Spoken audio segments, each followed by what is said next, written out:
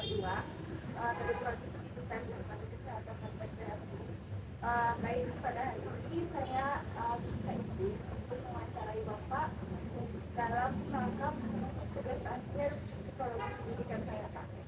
Baik, sebelumnya bisa memperkenalkan diri saya. Baik, terima kasih. Assalamualaikum warahmatullahi wabarakatuh. Eh, Terima kasih atas kunjungan Ica Risa dari Universitas Negeri Padang. Selamat datang di SMP Universitas Padang Panjang. Saya Sulistri SPD, guru Penjaskes di SMP Universitas Padang Panjang, alumni Penjaskes Rek tahun 2003. Dia wafat PP-nya tahun 99, tamat 2003. Baik, ada yang bisa Pak bantu kita dari sana? Baik Pak, untuk jadi saya punya tugas akhir psikologi pendidikan, di mana kami itu ditugaskan untuk mewawancarai salah seorang guru sekolah. Itu terkait tentang materi bagaimana psikologi diterapkan dalam pendidikan Pak.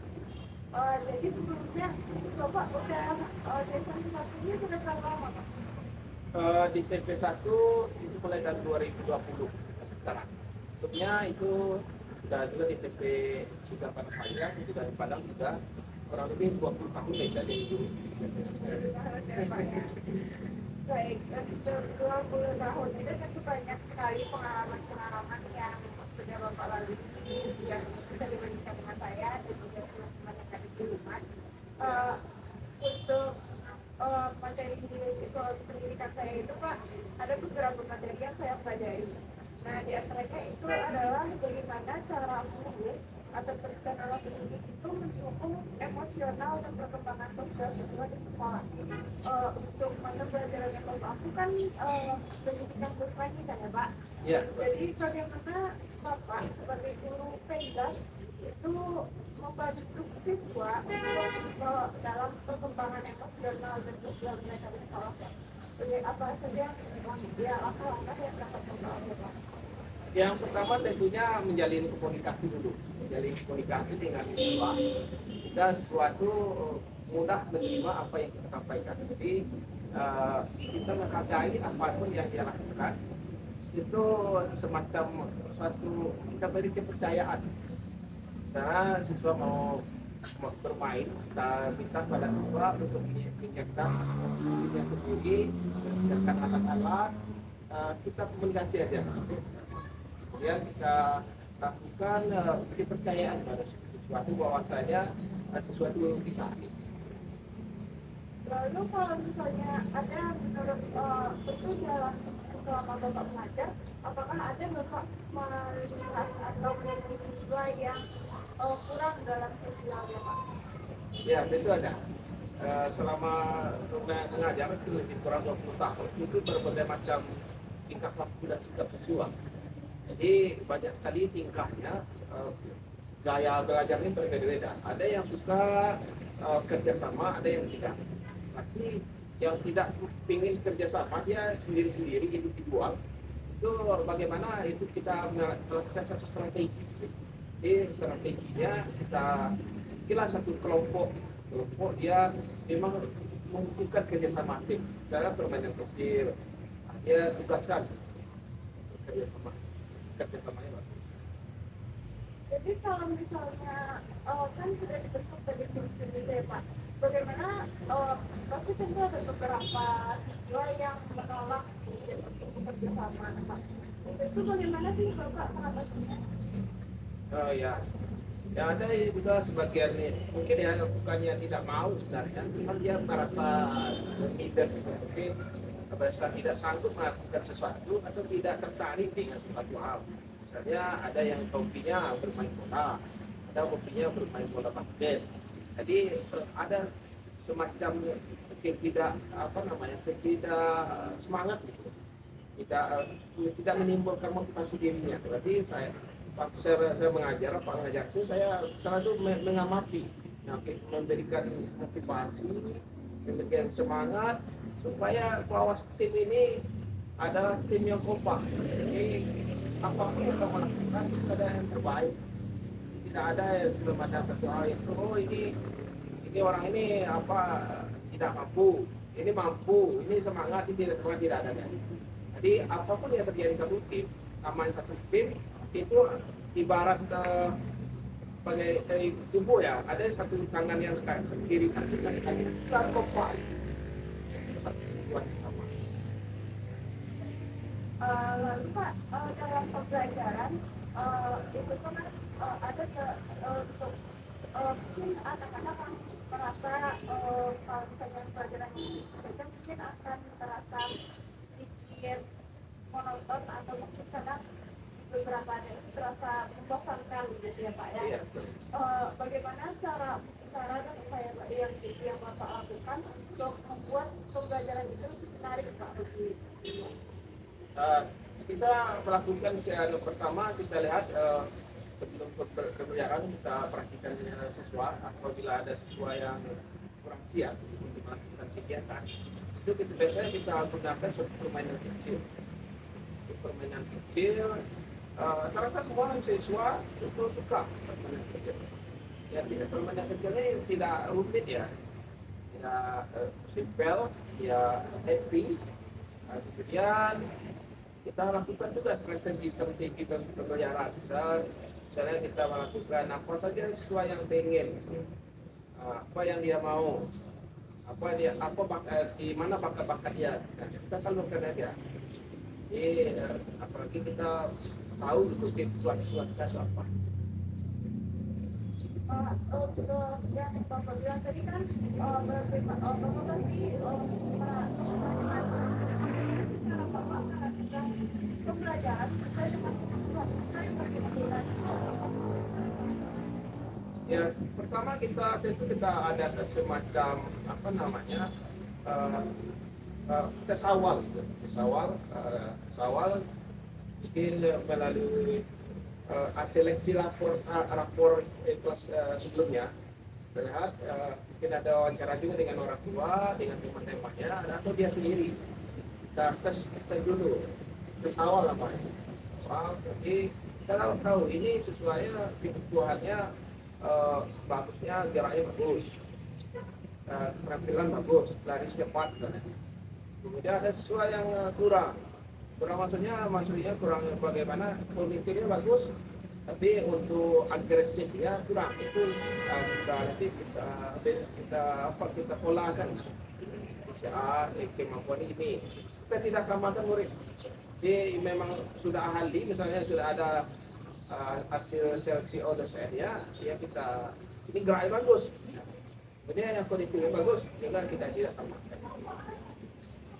Lalu dalam pembelajaran yang pernah Bapak lakukan, apakah Bapak pernah menerapkan sistem pemberian hadiah dan pemberian hukuman bagi dalam pembelajaran Pak? Saya Bapak mengadakan satu permainan kayak apabila ada siswa yang berhasil, Bapak memberikan reward atau hadiah, dan yang kurang dalam pencapaiannya dalam targetnya, apakah Bapak pernah memberi hukuman? Apakah Bapak pernah melakukan? Ya sebelum dulu sih pernah juga waktu itu ya sebelum mereka ini itu kita mau bikin satu kesepakatan kelas kita. Di kelas kita ini kita satukan adakan game, karena game permainan kecil, lempar tangkap bola, misalnya lempar tangkap bola 15. Tim A dengan tim B. Jadi misalnya menang tim A, ya kita dengan kesepakatan awal bagi yang timnya yang menang itu tim yang kalah itu main gendong ya, bukan tidak ada, itu happy saja. Jadi semacam tidak ada hukuman ya, kesepakatan awal saja. Ya. Jadi untuk sistem metode itu apakah efektif untuk meningkatkan semangat siswa dalam pembelajaran Pak? Iya betul. Nah jadi semacam itu ada semangatnya. Jadi semangat berpacu itu untuk meraih satu namanya perlombaan. Jadi kalau dia kalah, dia juga sudah bersedia dengan kesepakatan tadi. Di gendong satu kan ada 5 lawan 5 misalnya. Nah, yang A nya yang gendong lah 1 sampai sekitar lapangan 10 ya. baik. Kalau dalam selama mengajar, Bapak apakah Bapak pernah melihat siswa yang ini potensinya sangat-sangat bagus dalam olahraga gitu Pak? Menurut Bapak nih kalau dan apa sih apakah ada perbedaan antara ketika mengajar itu antara siswa yang berbakat yang benar-benar bakat dalam olahraga sama yang siswa yang mungkin kurang berbakat dalam olahraga itu apakah ada perbedaan dalam mereka mengembangkan materi? Tentu di perbedaan di dalam pemeliharaan kita sama karena namanya penjas pendidikan ya pendidikan kita mendidik, mengajar, membimbing. Yang pertama mendidik, kita didik dulu. Kalau ya sampai strukturnya bagus. Walaupun dia sudah hebat bola kaki, belum tentu dia hebat bola voli.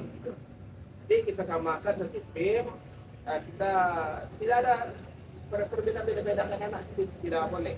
Kalau kita beda-bedakan anak itu ada yang satu kita pijak, yang satu kita naikkan. Itu namanya peringkat belabang, kita juga tidak boleh. Jadi kan kita didik aja, kita bimbing, kita ayomi.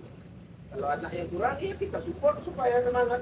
Yang bagi yang sudah bersemangat, ya kita tambah semangat lagi supaya prestasi yang bagus. Lalu untuk anak-anak yang kurang semangat tadi itu Pak, bagaimana sih kira-kira upaya yang dilakukan untuk memberikan mereka semangat yang lebih pacu gitu Pak? Ya itu kita ada ekstra ya. Sore hari juga kita misalnya tiap poli kita pikir kita harus. Nanti Nanda kita yang pengen setelah poli kita poli ya. Basket kita punya lapangan basket. Basket yang jelas ini namanya penjaskes. Tidak ada di sini namanya bakat olahraga nggak ada. Cuma kita mengarahkan, menyalurkan bakat-bakat anak-anak semua. Jadi yang punya bakat ya jangan sombong itu. Mantap-mantap sudah juara onsen tingkat nasional sombong kan? Datang sini tidak masuk-masuk. Pas ujian dia ikut hebat tidak bisa. Dan sudah proses. Itu ada prosesnya kehadiran juga, sikapnya, attitude-nya gimana. Kalau dia hebat pas main poli menang juara kan sekiranya tidak hadir ya kata saya tidak ini sikapnya tidak bagus tidak bisa kita proses pendidikan beda nanti kalau olahraga prestasi ya silakanlah itu jalurnya beda lagi ya. Berarti Penjas ini kalau misalnya bisa dikatakan tuh nggak hanya sekedar belajar tentang olahraga ya Pak ya. Jadi Penjas ini juga tentang itu, tentang kerjasama, tentang bagaimana perilaku sosial gitu ya Pak. Ya itu betul sekali. Jadi kalau misalnya menurut Bapak, kalau misalnya dalam Penjas itu untuk mata pelajaran lain, apakah bagaimana sih pengaruhnya Pak? Gitu ya. Apakah ada sangkutnya dengan pendidikan agama, dengan pendidikan bahasa, begitu Pak? Atau dengan sosial, apakah Penjas ini bisa nggak sih membentuk sosial anak jadi lebih kuat gitu Pak? Ya ini Penjas ini mata pelajaran yang luar biasa ini ya.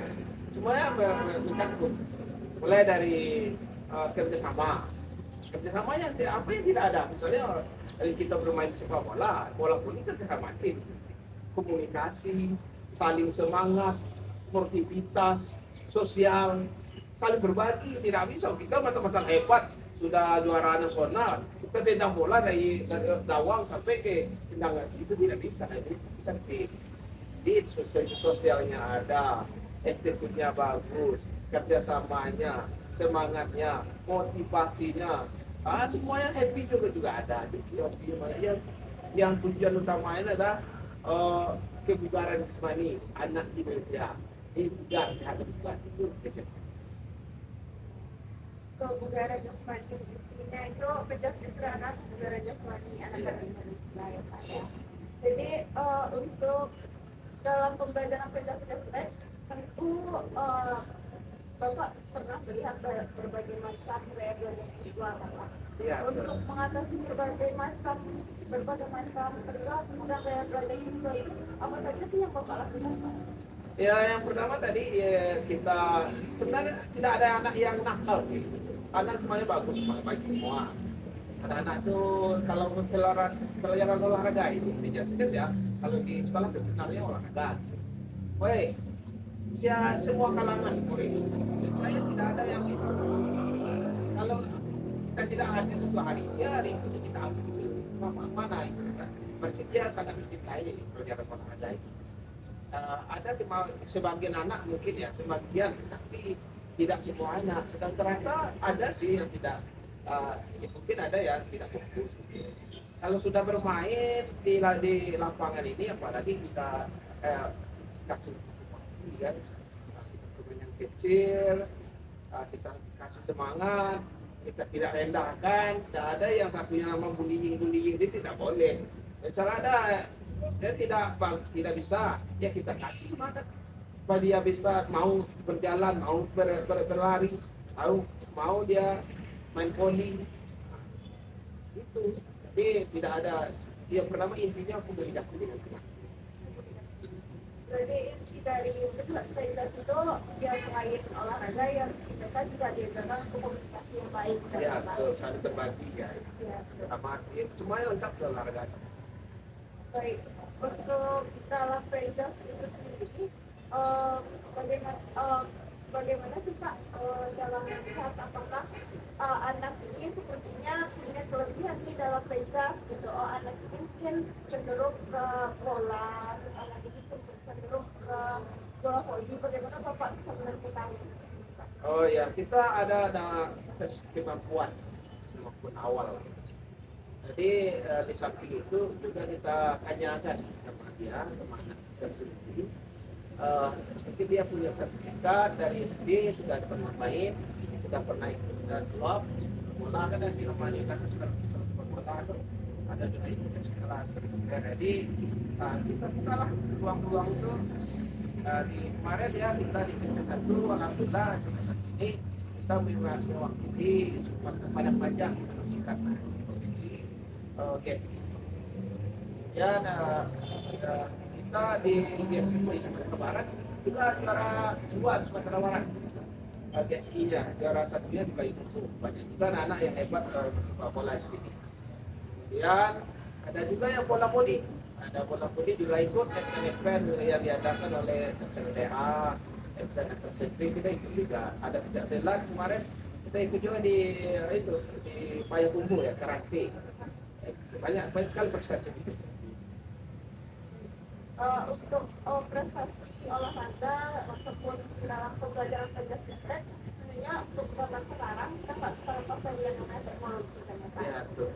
Bagaimana teknologi itu membantu dalam pembelajaran Vegas listrik ini Pak?